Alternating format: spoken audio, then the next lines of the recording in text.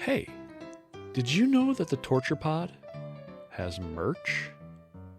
Yeah. Over at redbubble.com/people/torturepod, we have a whole bunch of different items that you can wear, adorn on your phone or your computer or your car to show your love for torture. We have Brazen Bull t-shirts. You can have the torture logo on a mug. Guild Array on Hat Day on a hat, if that's what you choose. Welcome to Latumba shower curtains. I mean, literally, anything you want.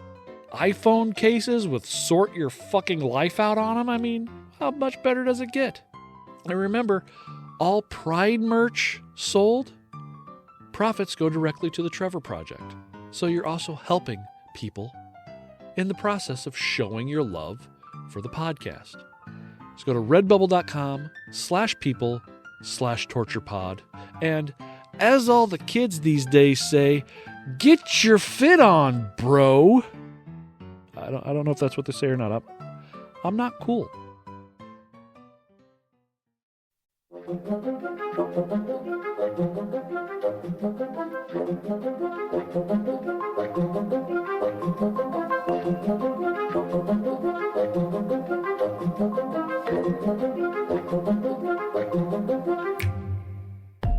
The subject of today's episode is a device that was both the inverse and the companion of another instrument of pain that we covered on our Season 1 finale. Used through the reigns of Henry VIII and Elizabeth I inside the dreaded Tower of London, it was the perfect complement to the notorious rack, because as the rack would stretch you, this gadget would fold you in half. We'll travel to 16th century England to meet the administrative Nepo baby that would create this device, whether it be the original hinged style or the smaller, more portable for your executioner's needs version. Consisting of either an iron frame or iron bands, it went by several different names, including the Stork, the Iron Shackle, the Spanish Cravats, the Iron Brace, Spanish A-Frame, and the Skevington's Gyves. Today we give you, on our Season 3 finale, the Scavenger's Daughter.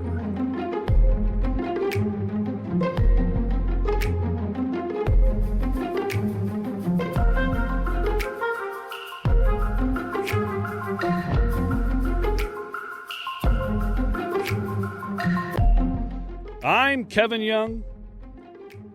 And I like to prance around the house in my wife's underwear when no one's at home. That was torture. It felt good to me. Oh, there you go.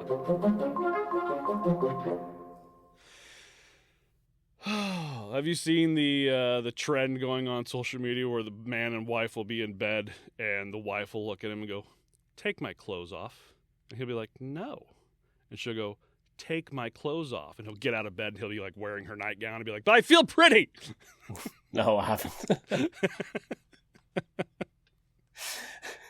I will now. Yeah. Yeah.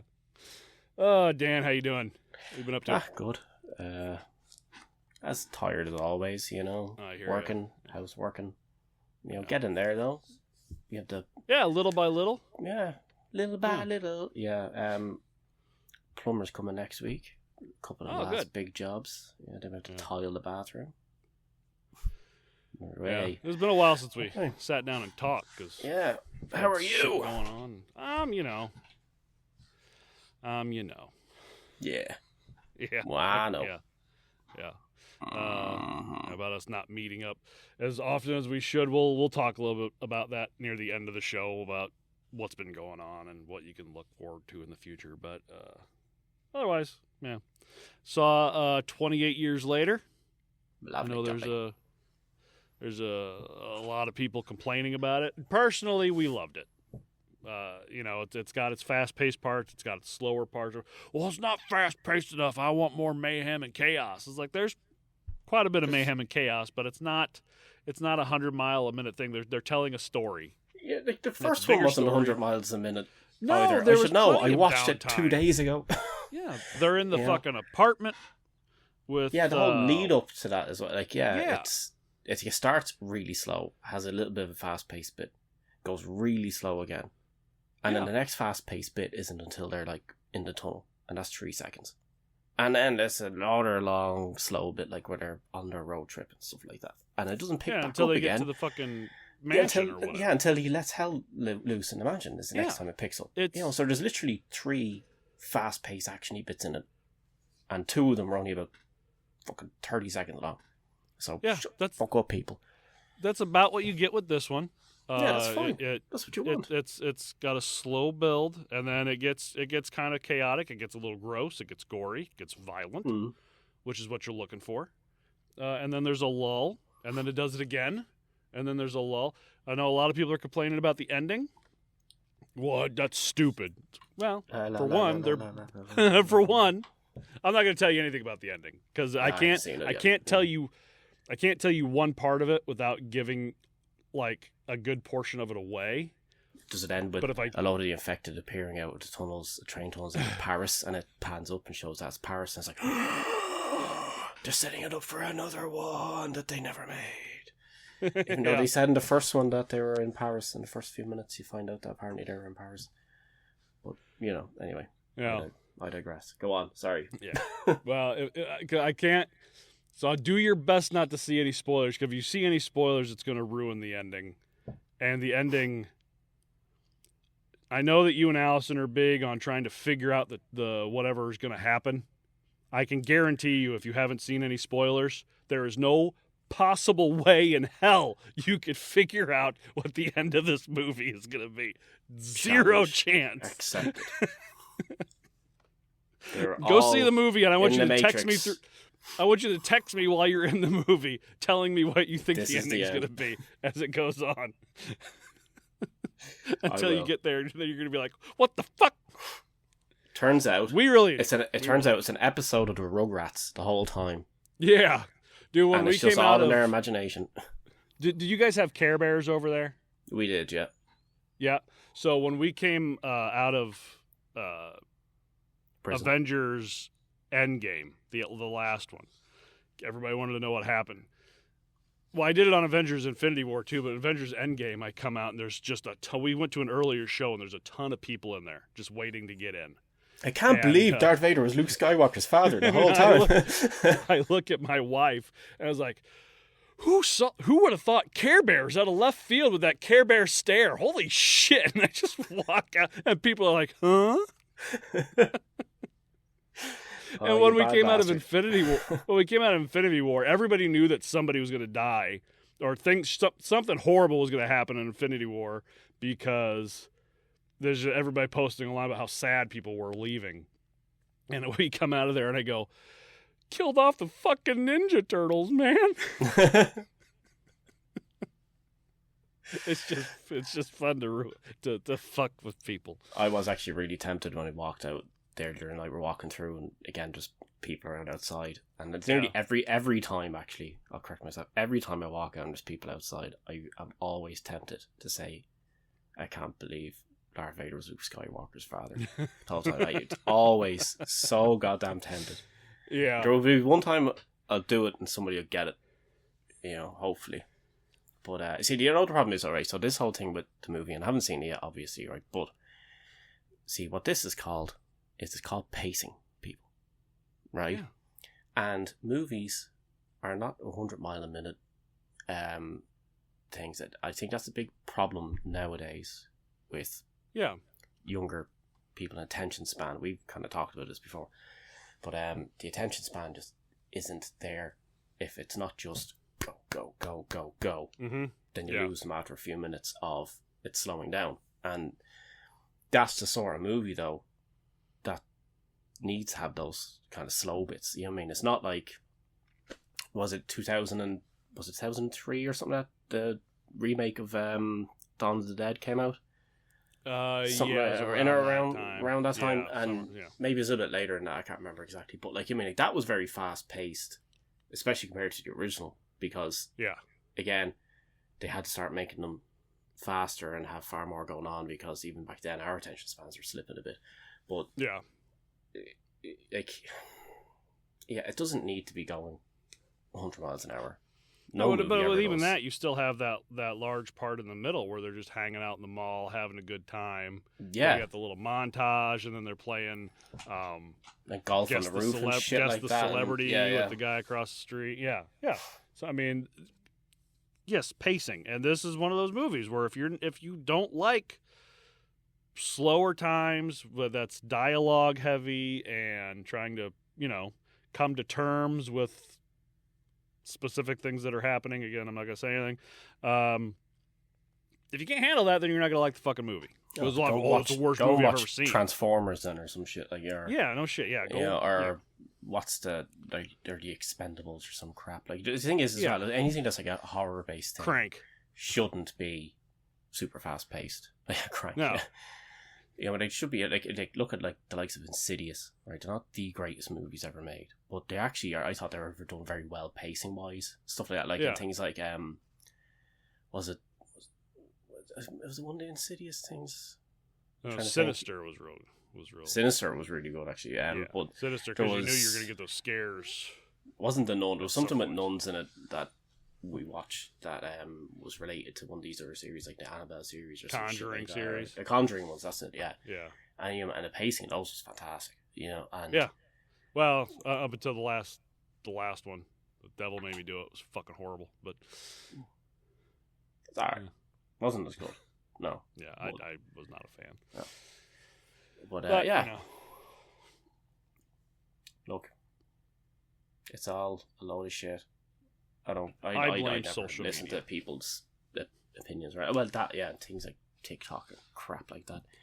Yeah, I've been seeing a lot of people on TikTok lately trying to tell you how you can make money on TikTok, but you have to engage and watch through every person's video, and before they can even finish the words, watch the whole video. I'm swiping. Nope, too long. You talk too much. If you could just stay for 10 seconds so I can do this. So let me tell you a story. Nope. Get to the point. I don't fucking care. Just keep swiping. Whereas I'd sit there and watch a 40-odd minute long video of somebody reviewing a single guitar pedal. Yeah. No hassle. Absolutely no problem. I'd sit there and watch them show the intricacies between when the volume is at nothing and the sweep between 0 and 9 o'clock, and then towards 12 o'clock it's like, oh my god, it's changing. So. You love what you love. Yeah. That's all I can say. Okay.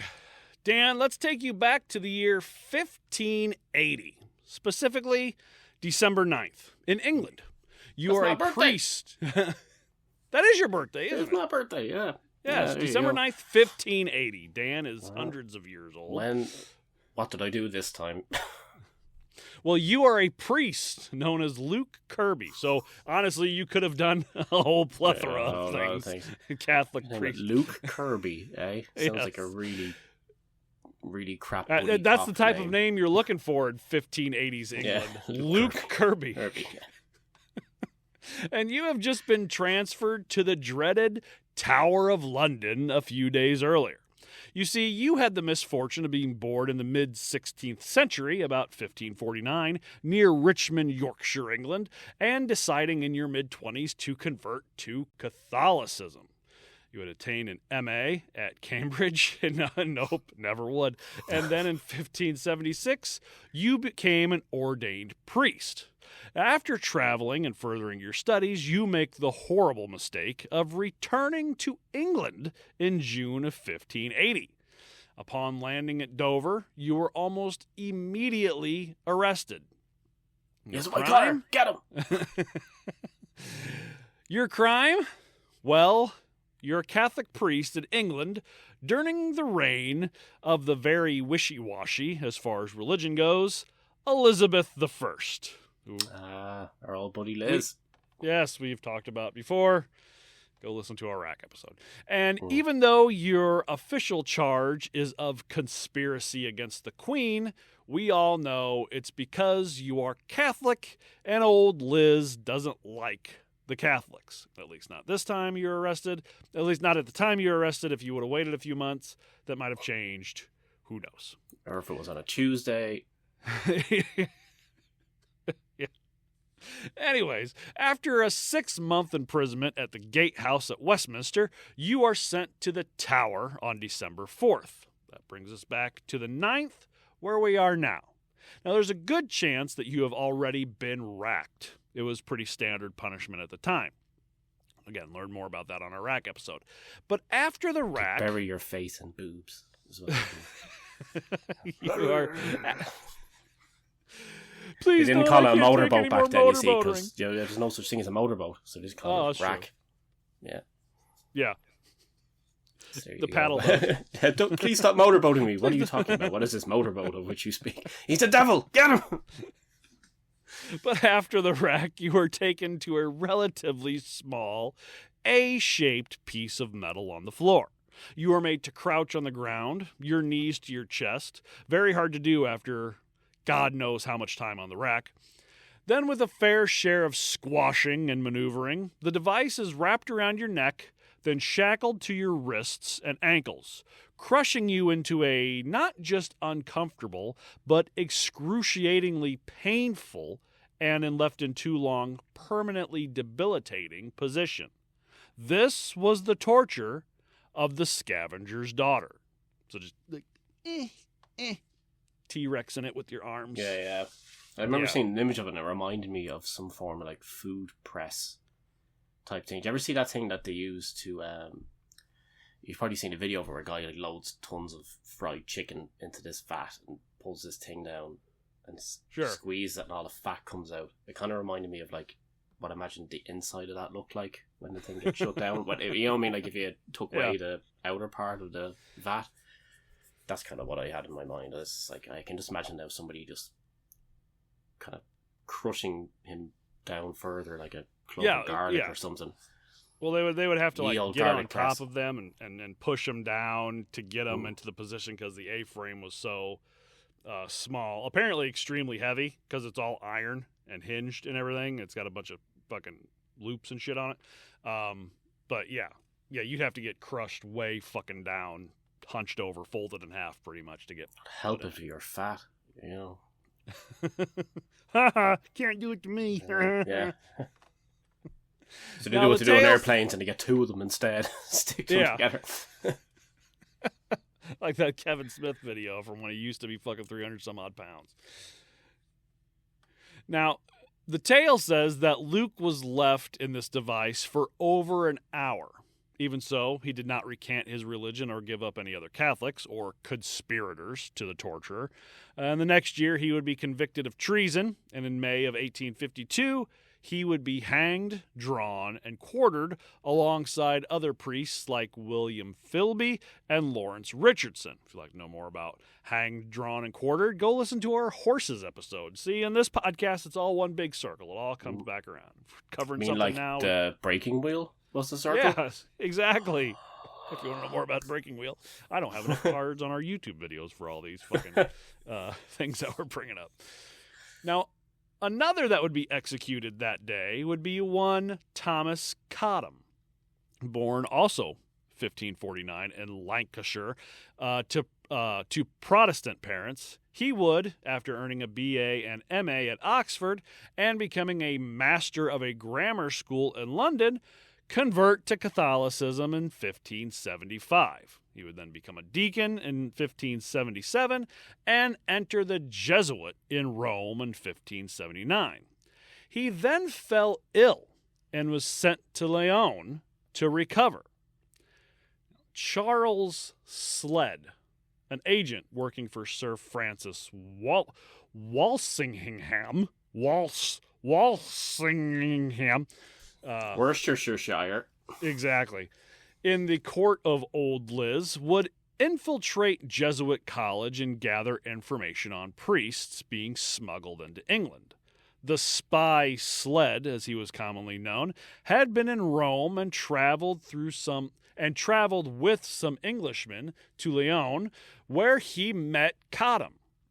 He discovered that Cottam intended to go back to England after his recovery, and Sled gave all the information to the English ambassador in France, And when Cottam landed in Dover in June, along with 4 other companions, including a one Dr. Humphrey Ely, he was immediately arrested.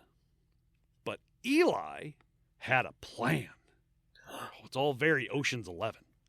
Yeah. See, I was going to say it's all very Blackadder, but yeah. There you go. Yeah. See, Humphrey was a committed Catholic and a doctor of civil and canon law, and was closely associated with the Catholic exile community. And he knew that once they landed in England, the authorities would most likely be waiting to grab any and all Catholics and arrest them. So Ely traveled in disguise, using the alias Harvard or Howard.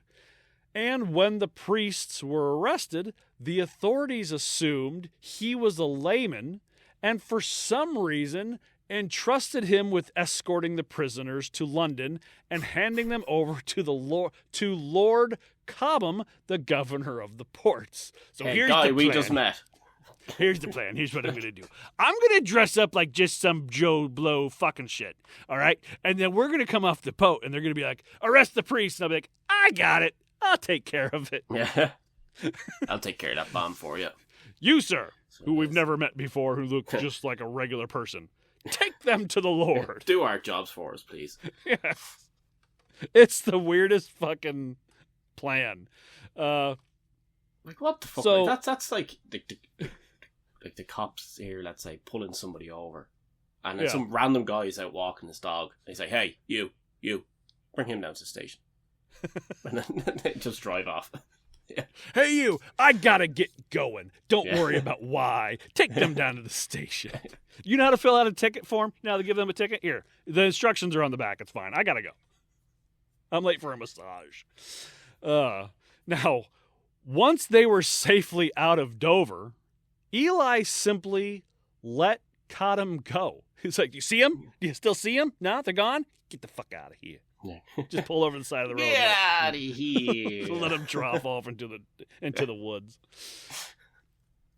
However, Cottam's conscience couldn't take that knowing Ely was going to be in prison because of him, voluntarily surrendered himself soon after. So that's what your conscience should be pained over, is the fact that he's still going to go to prison and you still gave yourself up. He did it for a reason.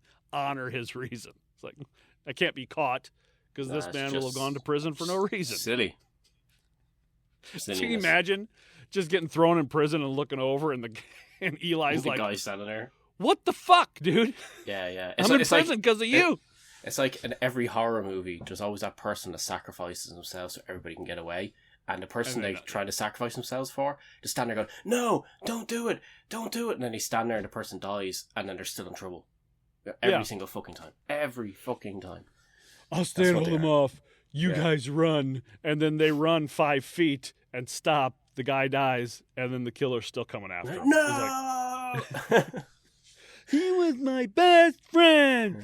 The best one of those was Kong. Was it Skull Island? Where your man's takes the grenades. It's the funniest part of the movie. Yeah. It's the funniest part of the movie. Just blows up. That's really fucking funny. I really like that actor, actually. He's in the new Mission Impossible. That's who he is. Oh, yeah? Which from what I understand, I'm pretty sure he was in the previous one as well. No, I didn't. No, it was pretty fucking boring, being honest. Yeah, which is weird for a Mission Impossible movie. Mission Impossible movies are usually... Those They do the usual old same tropey shit that they do. Like, there's, like, I'm not going to ruin anything on you, but there's a bit in it where a guy kind of goes like, oh, I made sure I had an escape plan, basically, and just in case I brought 2 of them. So straight away I was like, so we brought 2 identical vehicles, most likely in 2 different colours, so we can tell them apart, and you're going to have a chase with Ethan in them. And next thing, the chase ensues. Yeah. One's in one colour, one's in another colour, so you can know which one's which. It's like, it happens every goddamn time. Severe lack of arm reloads from Henry Cavill, because he's not in it. Oh, that's good. So... yeah. Unless you're into that kind of thing. I thought it was fucking hilarious, the arm reloading thing, and that was brilliant. Let's go. I think that just to show that Henry Cavill is completely an actor and has no idea how to actually fight. Yeah. Look. This is what they do, right? This is what they do. Click, baby. Until you pop your elbow out of socket. Yeah. But anyway, go watch it, make up your own mind about it. I was very bored. My ass was killing me by the end of it. And that was before the movie, when we were finished up with all those 6 strange men. Then we went to watch the film. My ass was even more sore afterwards. Anyway. Wife said she wanted 5 guys, and I was like, okay, well, we're gonna eat afterwards. Yeah.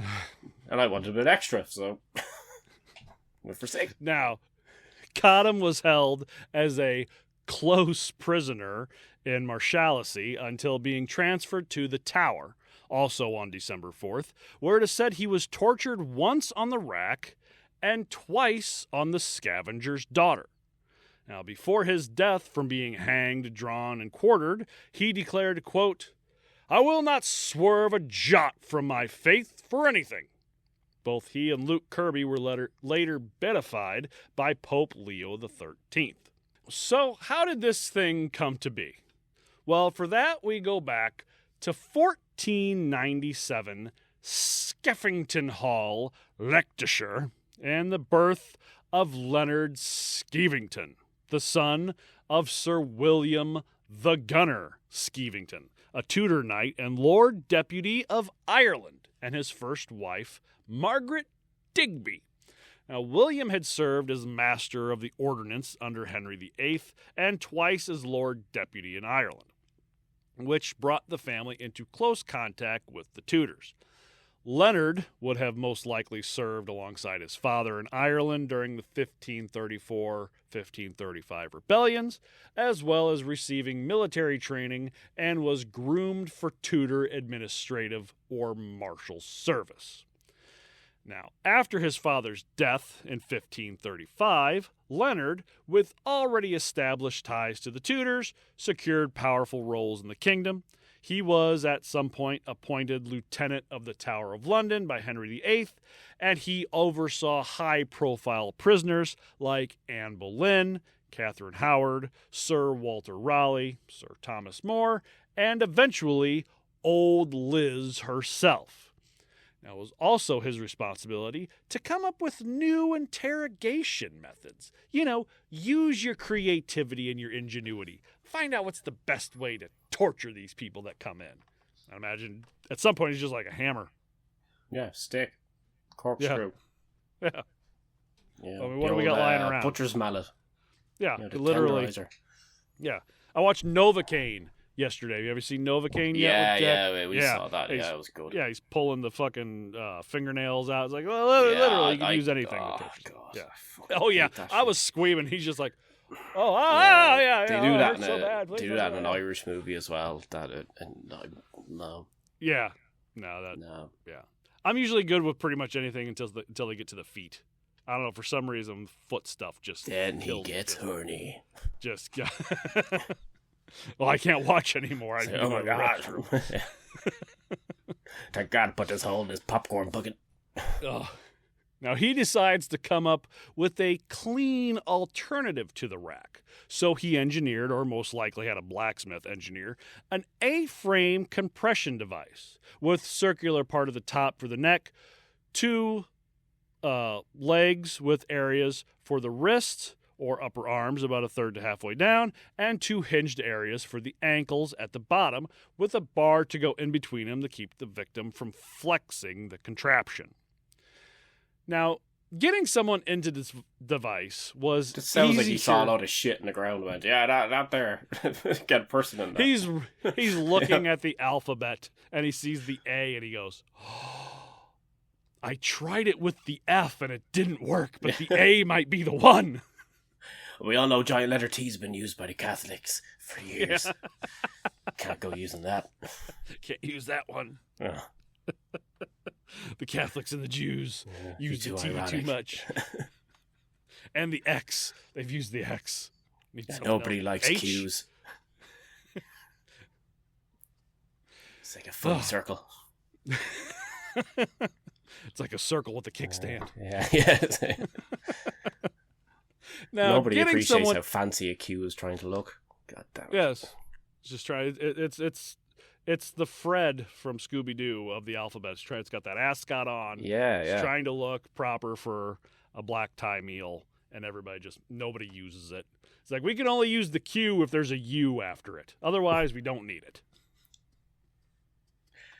God damn it. Now, getting someone into this is stupid letter.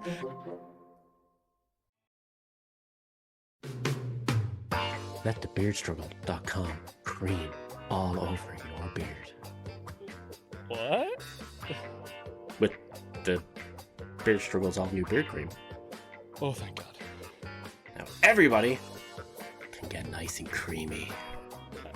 I think what he means to say is that with ingredients like glycerin and shea butter, avocado, and jojoba oils, it's perfect for everyone, anytime. Night, day, hot, cold. You're gonna get that cream. Okay. And hydrolonic acid ensures deep hydration without the grease for a long beard or just some scruff.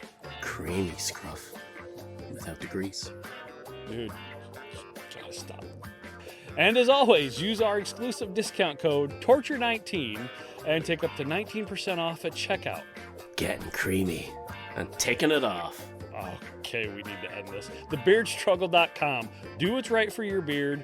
Do what's right for your face. Sort your sexy, creamy fucking beard out. Oh, boy.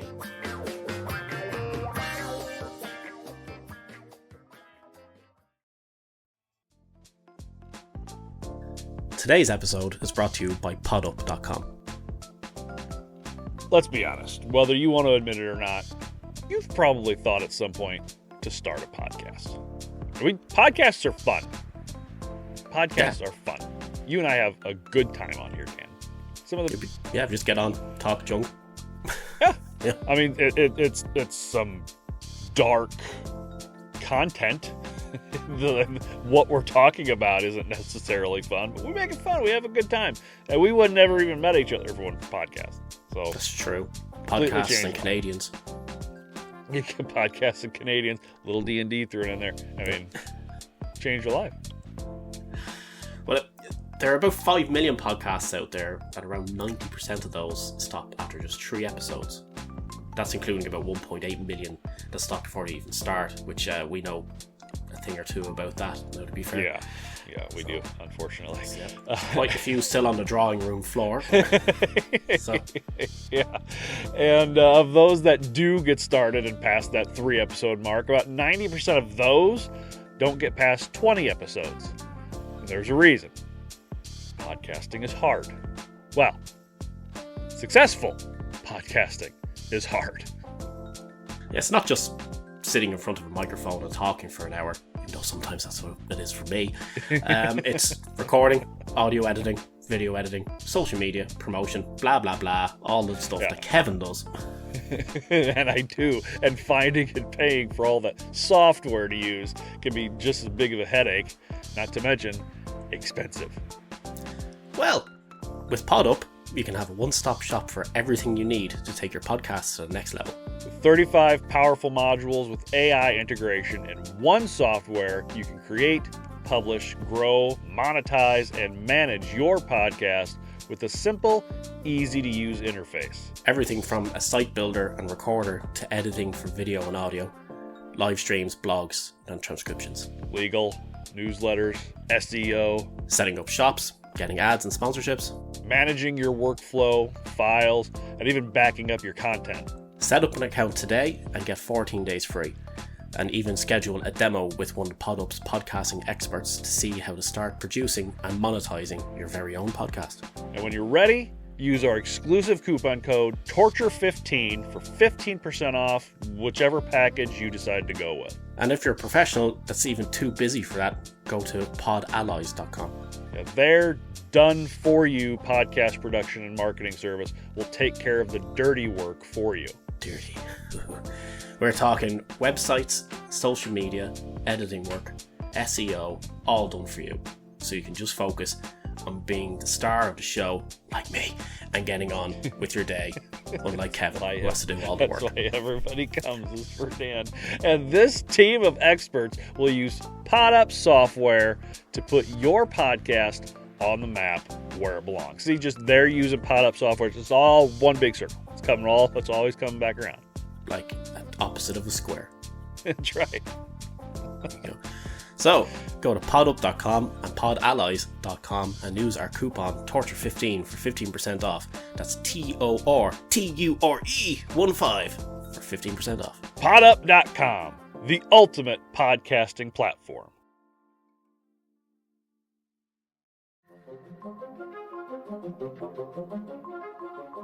Getting someone into this device was easier said than done. It wasn't like the rack where they just lay down and tie him in. It took time and energy. So first the prisoner would kneel or crouch on the ground, arms and legs pulled tightly in. Then the top circle of the frame would be put around the back of the neck. Then the wrists would be strapped into the hoops that were halfway down. Then in order to get the ankles into the bottom hinges, the torturer would sometimes have to kneel on the back of the prisoner to squash them down enough to lock the feet in. Now, this would cause intense pressure on the spine, rib cage, and joints. And since it was normally used in conjunction with the rack, it would have been even more painful because most of the victim's joints and muscles were already dislocated or torn. How has nobody come up with a wrestling submission move called the Scavenger's Daughter? And Scavenger's Daughter? Something like that. It's nearly like I mean, I think if you Rhea look Ripley's deep pin, enough into... but reverse. Oh, yeah. If you look deep enough into the independent scene, I'm sure there's probably somebody out there, maybe. That's what they call their small package pin, is the Scavenger's Daughter. Yeah. And they get up and everyone's like, we don't understand the reference because we're normal people.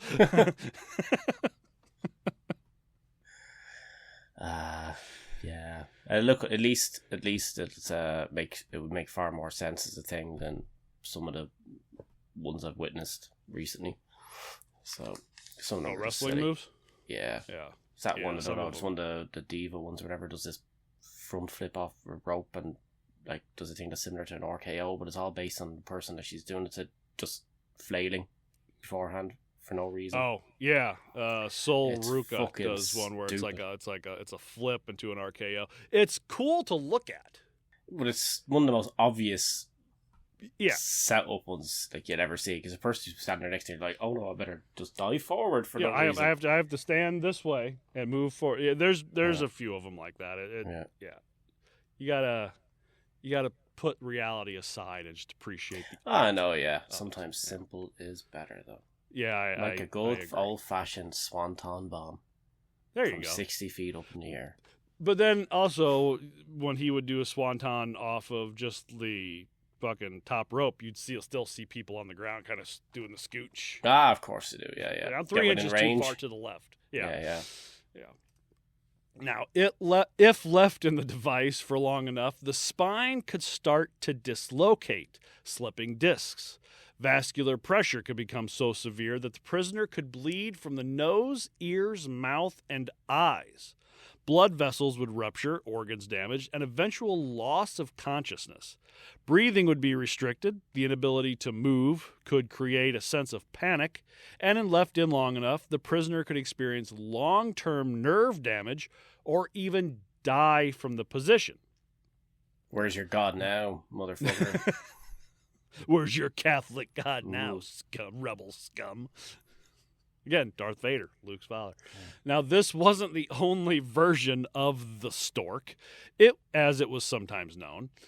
There was a simpler version that would be created probably by the Tower staff in the later 1500s. It's like, this thing's great, but we need to change it up a little bit. It's the same old around here. You rack them, you Scavenger's Daughter them. Yeah. Let's get something a bit more foreign and exotic up in this place. Yeah. Where's the inspiration? I mean, where is my inspiration for this? I'm going to my trailer. I got it. It's called the Mongolian crossbar. There you go. That might be a wrestling move. Oh, yeah. The Mongolian crossbar. It is now. It is now. Now, instead of an A-frame hinged type device, it was known as a hoop and band. It was known as a hoop or band and pin style. Now, this version was created apparently because it was lighter and easier to transport or use directly in the dungeon cells rather than in the designated torture room in the tower. and all it was a small base with 2 or possibly up to 6 iron bands that came off of it, one on each side of the base, and looped up.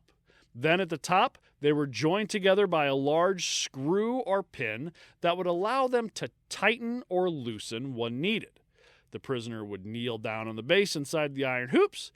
They would pull the arms and press their chest and press in their arms and their thighs into their chest. Then the torturer would then put the screws in the hole at the top of the hoops and begin to tighten. As the hoops tightened around. Put the screw in the tuna. That might be where put the screws to them came from. Who knows? Actually, no. Something on their thumbs or something like that, wasn't it? I don't know. No, that came. We covered that. We covered that on our treadmill episode. That's true. Or no, what was it? Was it treadmill episode? Which episode was that week? We actually covered where put the screws to them came from, and we've had so many episodes with this bullshit. I can't remember which one. Here's an idea for you, right? Everybody, go back, listen to them all.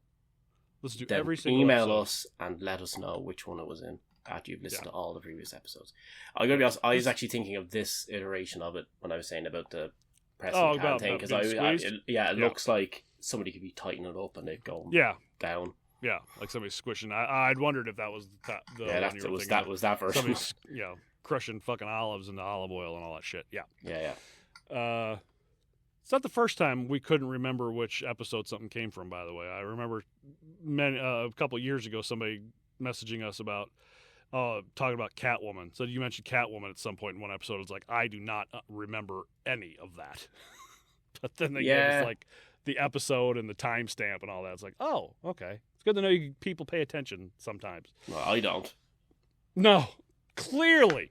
Yeah, well, look, all the episodes we've done, and I never once mentioned one particular musical artist when it came to quite a number of songs that are named after devices, and I've literally only seen it now while getting it up for this one. And I've gone and looked at the album, and there's several of them, and it's an artist I actually listen to. So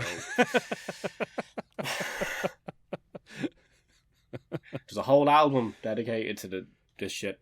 By looks of things. So anyway, sorry. I'm the one who writes all the shit. You'd think I would remember, and I don't remember half of it.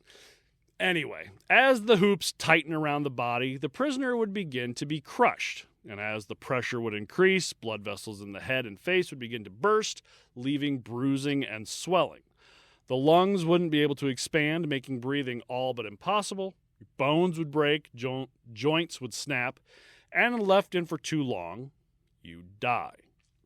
And there's really no way of knowing which style was used on whom, but there is a good chance that this type was used on one of the most famous of his prisoners, Thomas Maya. At least that's how ChatGPT told me how to pronounce it, because I had to ask it because nothing else would tell me. M-I-A-G-H. Maya. It's an Irish name. I actually had it up. Did you? There a minute ago. Give me 2 seconds and I'll play it. Sure. I'm pretty sure it is that, but there's an ad playing that's really loud and you're going to hear through this, I'd say. The Ultimate Paper Pro Tablet. Fuck off. Not affiliated with Torch Potting.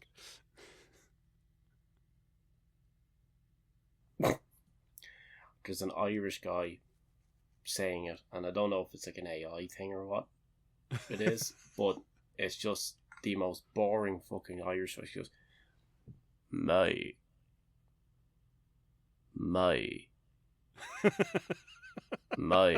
It's like, so it's my. Okay. Apparently. Then Thomas Mai. That's fine too. Ooh. Now, Thomas was an Irish prisoner held in the Tower during 1581 to 1583, accused of connections with Irish rebellions under Old Lizzie's rule. He was tortured with the Scavenger's daughter and probably the rack and other ways, having never received a proper trial. On November 5th, 1581, he was granted liberty of the Tower, which meant he had limited freedom within its walls. He wasn't able to leave, but he could wander around, go get a coffee, maybe a croissant down at Panera, walk by people who's like, hey, Thomas, hey, gonna torture you later. Oh, can't wait. All that Enjoy good that stuff. croissant, motherfucker. Now, he was finally released in 1583 and would be appointed Keeper of the Gale at Naas in Ireland. I'm guessing I'm saying Naas, right? Naas? How is it? That's how it's spelled. And I understand the Irish language. Nothing's pronounced how it's spelled. It's almost as bad as French. I've never heard it said that way before, anyway. Naas? It's Nace. Nace? Like the way you say mace, but with an N, yeah. Well, then it should be Nase. Or Nace. That'd be close. I'm not going to disagree with you, but it's complete. I'm not saying that the spelling of words doesn't make sense, but we both know it's arseways as all hell over here. So okay, the Gale at Naas. There you go. In Ireland. Now, this all sounds pretty humdrum for being the Iron Shackle's most famous victim, but it wasn't his story or actual torture that made him famous. It was what he left behind. In the Beauchamp Tower, Thomas was able to carve a powerful inscription. Dan, if you will. Sure, big arrow. Thomas my, which lieth here alone, that fain would from hence be gone. By torture strange, my throat was tried. I think that's what it says. Yeah, yet my liberty denied. 1581. Thomas May. Thomas May. This inscription is still there today, just above the falcon crest of Anne Boleyn. You go to the Tower of London, you go to that to the Beauchamp Tower. It is actually still there. You can read those words. I don't know if they let you touch them or not, but that's cool. I've been there and I didn't know that. Yeah. Let me say it was there when I was a kid. So if I go back again, I'll look forward. It's definitely something I'll be looking for if I ever get to go. Yeah. Be pretty. The problem with that is that means you have to go to England. So the land of the enemy. Yeah.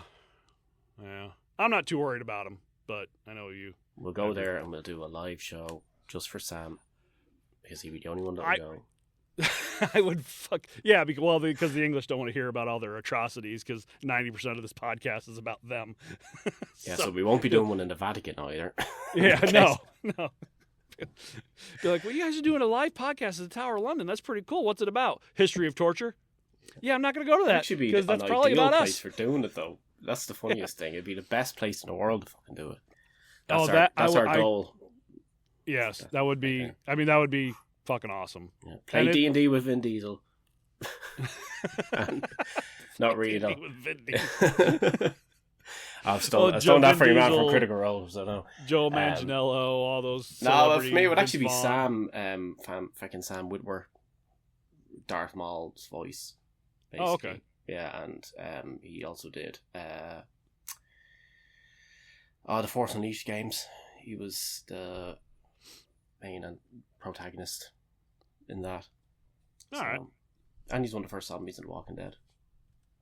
Oh! He's the one in the tank. Yes! Now I know what the fuck you're talking about. Now I know who you're talking about. Yeah! Man's a fucking legend. Absolutely. I messaged him and said to him, hey, will you play D&D with me? He didn't respond. Sam. Come on. Oh, respond to my watching, boy. Sam. Come on. Send him like a get well soon card or something through the mail. So I can't believe you'd be ill enough to think I would respond to your text message. Yeah. He's like, who the fuck are you? Stop texting me. I want to go to the Torture Museum out in Chicago and do a recording there. Or something. Yeah, that'd be really cool. Yeah, I remember looking that place up before. It was really cool. Yeah, it's neat. I want to interview Plus you get to go to Gotham City then as a result. So yeah, interview the curator or something. That'd be fun. Anyway, now you might be wondering, how did it go from the Skevington's Gyves, which was the original name for it, Skevington's Gyves, and I'm told that it's pronounced Gyves, Gyves, but I'm told it's pronounced Gyves, to the Scavenger's daughter. Sounds like a dance. The Skevington's Gyves. Look at those Skevington's Gyves. You know?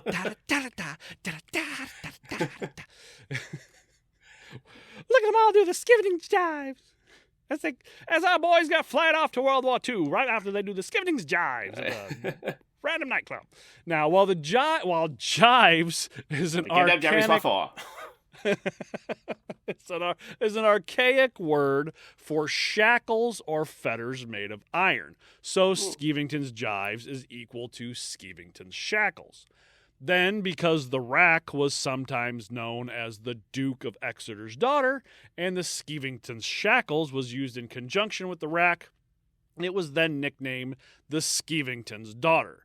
And then, after centuries of mispronunciation, it, at some point, became the Scavenger's daughter, because they went from Skevingtons to Scavengers, because nobody knew what the fuck a Skevington was. So it also has a more foreign and exotic name, though, according to Wikipedia. Yeah. And for all the times they call like the Spanish A-frame or the Spanish cravats, remember, they named, That's what I was talking about. That's the exotic name. Yeah. They named, we've talked about this before, they gave these things names of countries that they hated for propaganda and to really punch in the horror of them. Oh, it's Spanish. The Spanish A-frame, so it's going to be fucking horrible when the English were the ones who actually created it. But you got to, scare the... Why didn't they call everything the French something? Because nobody likes them. Well, because the French something isn't scary. It's like, I'll get in and it'll break. It'll give up the second they put me in the that's thing. True, yeah. These little white flags pop over straight away. Yeah. Put you in the rack and they tighten you up once and all of a sudden the white flags pop up and the whole machine just breaks apart. And little men run out of it going, I surrender. And it smells like cheese. It's like, that's the only thing about it I liked. It's the breed. No, you either called it the Spanish something or you gave it an Oriental name. Those were the two things that were the scariest. Yeah, right. Yeah.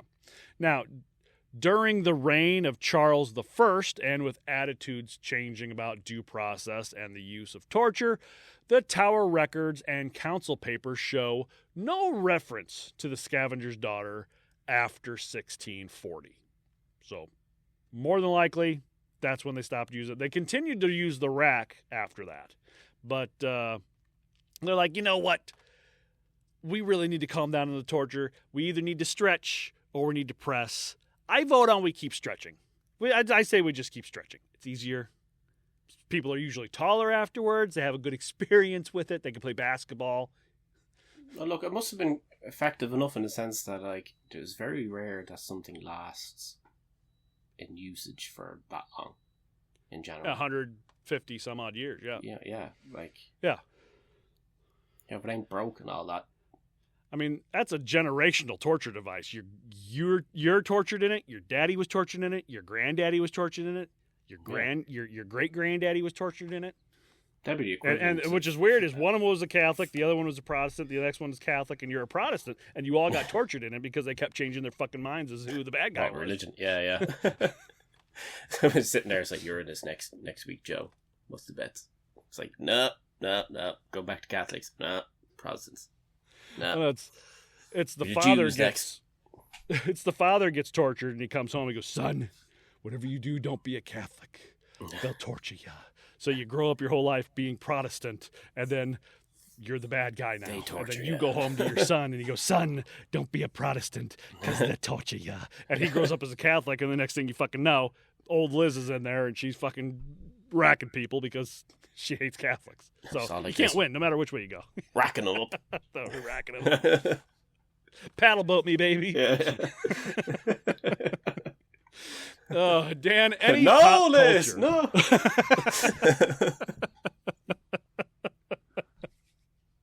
Any pop culture? Hey, stop this. That is a few, yeah. So, good old IMDb to the rescue. Yeah. There is a movie called Scavenger's Daughter. What relevance it has to the thing is absolutely zero. It's probably just about some guy who picks up roadkill and eats it, and then he has a daughter. Probably. That's the Scavenger's daughter. There's an episode called Scavenger's Daughter of a TV series that I've never seen. I've seen some of the actors that are in it, like Greg Breek. I think he's an amazing actor. It's called Bitten. So, or else the... that sounds familiar. That's a werewolf show, isn't it? Is it? I think so. I ain't never seen it. Maybe it is. The first thing that pops in your head yes, it is. Vampire. Episode description. Episode description. The Pack is the first two words. So yes. There you go. Yeah. And then the one then that hold on a second. There is, what's this from? Revelation Space Wikipedia thing, some sci-fi thing here. Scavenger's daughter was a spaceship in some sci-fi thing. I can't even get down to what it's actually about, but anyway, weird name. I just followed the link. Yeah, and then the big one for me then, which annoyed the living shit out of me, is John 5 has an album called Requiem, and there's a song on it called Scavenger's Daughter. Really? There is also a song on it called Heretic's Fork. There is also a song called Pair of Anguish. Nice. Yeah, and the Judas Cradle. Nice. Yeah. Not particularly nice, but yeah. Yeah, and that's kind of it. There's other stuff that's there. Maybe might be one or two things maybe we haven't covered yet. I don't know. Oh, okay. Yeah. He'll give me the list later so we can round out the whole album. Yeah, pretty much. Yeah. We get John on here then and get him to. There you go. Finish it off with us. John's a cool guy. I like John. No Taylor Swift songs, I'm guessing. No, I don't really see her to be the sort to write a song about this, even though I wish she did. You know. Yeah, she's like, I'm the Scavenger's daughter. My heart was broken by some douchebag. Yeah. Yeah. Like, you put my heart into Skevington's Gyves. Gyves. Like, oh, Thomas, meh. That's what it was. She loved Thomas, meh. Oh, thank you to our patrons, Willa Quinn Fowler and Sam you could sign up at our Patreon as well at patreon.com/torturepod. 1 week of our cult leader tier for free. Contact with us on the socials at torturepod. Email torturepod@gmail.com. buymeacoffee.com/torturepod if you want to donate. redbubble.com/people/torturepod for merch. All Pride merch profits donated to the Trevor Project, and they kind of need it right now because our Cheeto in chief just decided, hey, we're going to get rid of the LGBTQ suicide hotline. It's not doing any good. Even though people in that community commit or attempt suicide more than almost any other group of people in this country, he decided to get rid of their suicide hotline. So there's no point.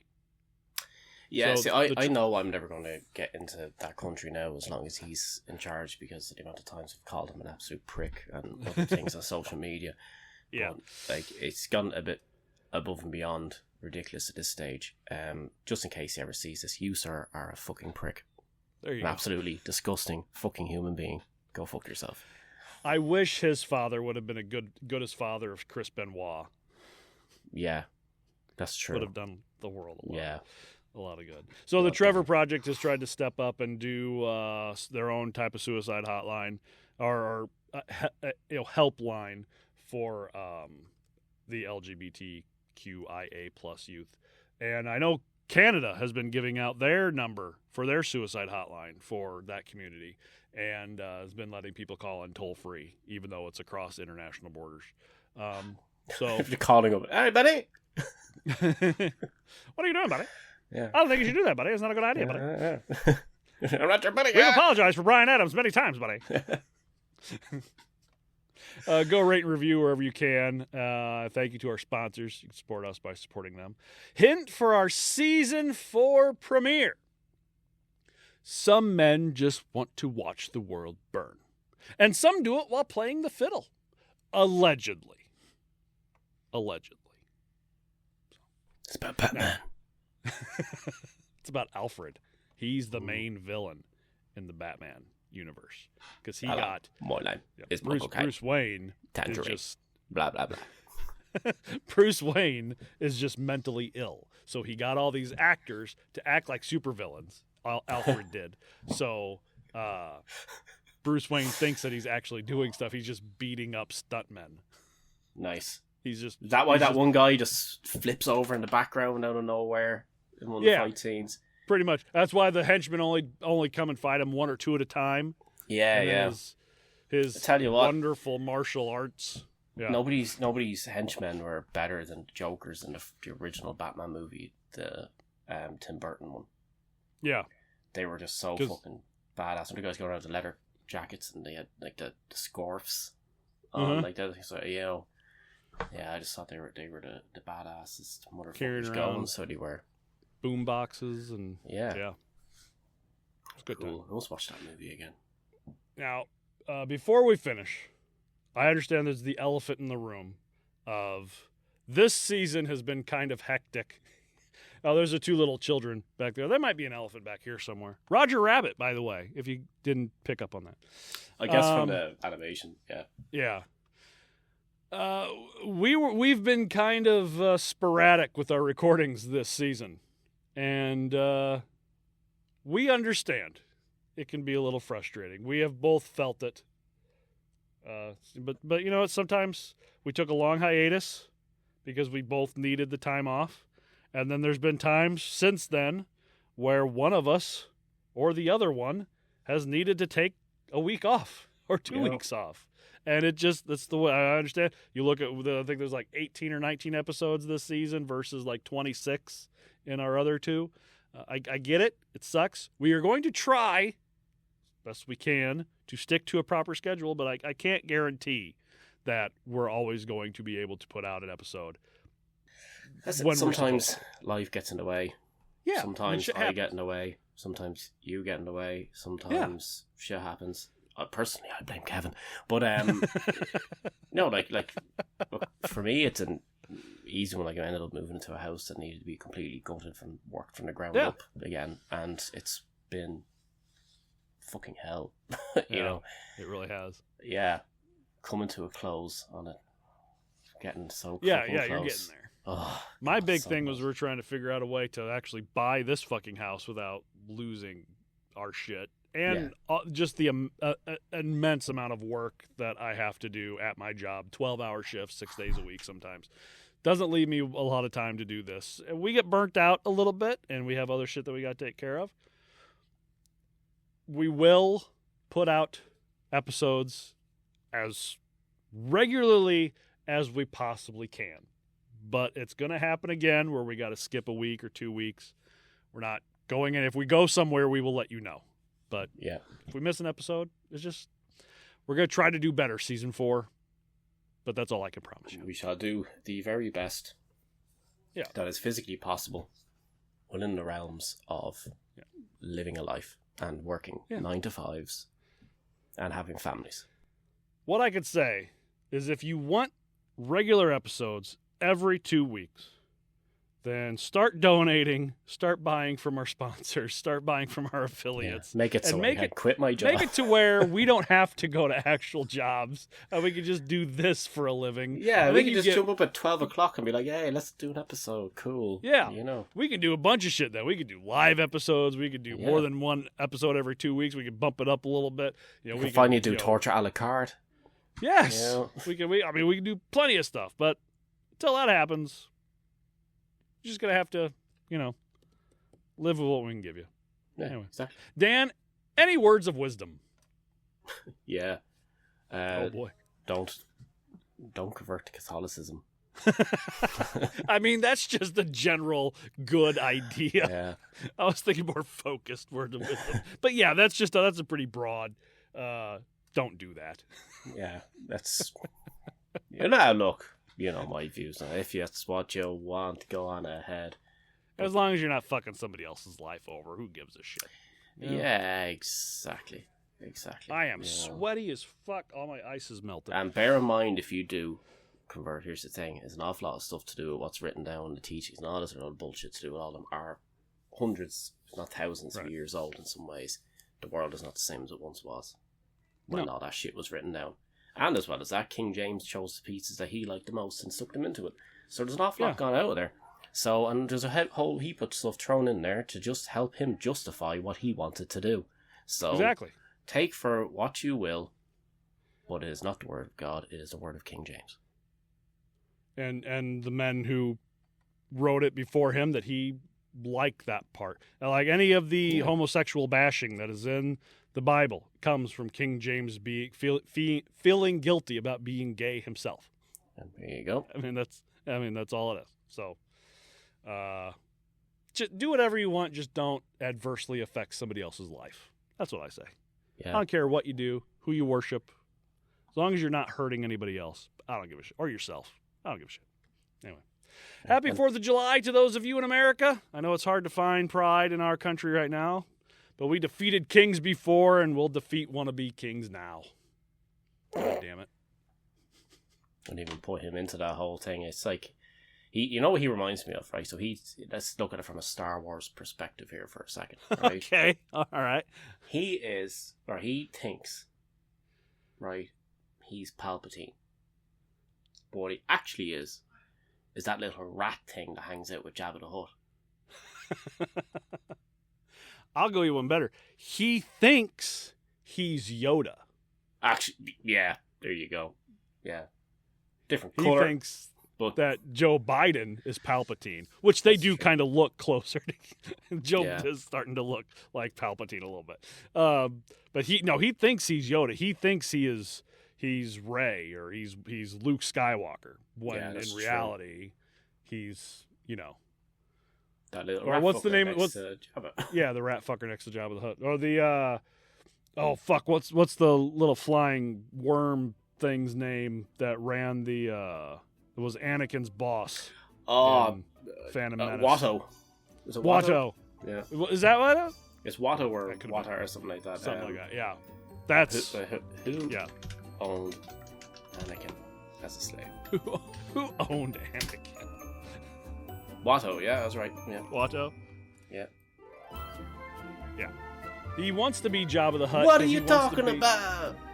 He wants to be a gangster, but really, he's not. He's not been honey. Go fuck yourself. He wants to be Jabba the Hutt. He's Pizza the Hutt. Yeah.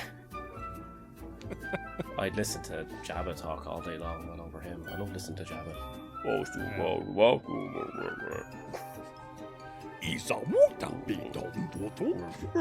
right, that's enough from us. We'll see you on our season 4 premiere. Take care of yourselves. Take care of one another. We'll see you. I'll be wearing a lot less clothes that day. If it's any hotter, I might too.